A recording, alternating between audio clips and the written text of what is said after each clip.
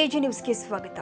ಗೋಕಾಕ್ ತಾಲೂಕಿನ ಕೊಳ್ಳೂರು ಗ್ರಾಮದಲ್ಲಿ ಸೋಮವಾರ ಸಂಜೆ ನಡೆದ ಕರ್ನಾಟಕ ರಾಜ್ಯ ರೈತ ಸಂಘ ಮತ್ತು ಹಸಿರು ಸೇನೆಯ ಗ್ರಾಮ ಘಟಕ ಉದ್ಘಾಟನೆ ಹಾಗೂ ಶಾಲು ದೀಕ್ಷಾ ಸಮಾರಂಭದ ಅಧ್ಯಕ್ಷತೆಯನ್ನ ರಾಜ್ಯಾಧ್ಯಕ್ಷರು ಆದ ಚಿನ್ನಪ್ಪ ಪೂಜಾರಿ ಭಾಗವಹಿಸಿ ಮಾತನಾಡಿದರು. ಉದ್ಘಾಟಕರಾಗಿ ಕಾರ್ಮಿಕ ಮುಖಂಡರು ಆದ ಅಂಬಿರಾವ್ ಪಾಟೀಲ್ ರವರು ನೇತೃತ್ವವನ್ನ ಗೋಕಾಕ್ ತಾಲೂಕಿನ ಅಧ್ಯಕ್ಷರು ಆದ ಮಂಜುನಾಥ್ ಪೂಜಾರಿ ಸೇರಿ ವೇದಿಕೆ ಮೇಲೆ ಹಲವಾರು ಮುಖಂಡರು ಪ್ರಮುಖರು ಹಾಜರಿದ್ದರು. ಕನ್ನಡಿಗರ ಮೆಚ್ಚಿನ ನಿಮ್ಮ ಎಜೆ 24/7 ನ್ಯೂಸ್ ಕನ್ನಡ ವಾಹಿನಿ ಇದೀಗ ಟಿವಿಯಲ್ಲಿ ಲಭ್ಯ. ವೇಳೆ ನೋಟಿಸ್ ಕೊಟ್ಟಿದ್ರೆ ವಾಪಸ್ ತಗೋತೀವಿ. ಇವತ್ತು ವಕ್ಫ್ ಪ್ರಾಪರ್ಟಿ ಅಂತೇಳಿ ಬರ್ತದೆ ಅಂತ ಹೇಳಿದ್ರೆ ರೈತರ ಬೀದಿಗೆ ಬದಲು ಏನ್ ಮಾಡ್ಬೇಕಾಗುತ್ತೆ? ಯಾರು ವೋಟ್ ಹಾಕಿಲ್ಲ ಅಂದ್ರೆ ಗ್ಯಾರಂಟಿನೆಲ್ಲ ಸ್ಟಾಪ್ ಮಾಡ್ಬಿಡ್ತೀವಿ.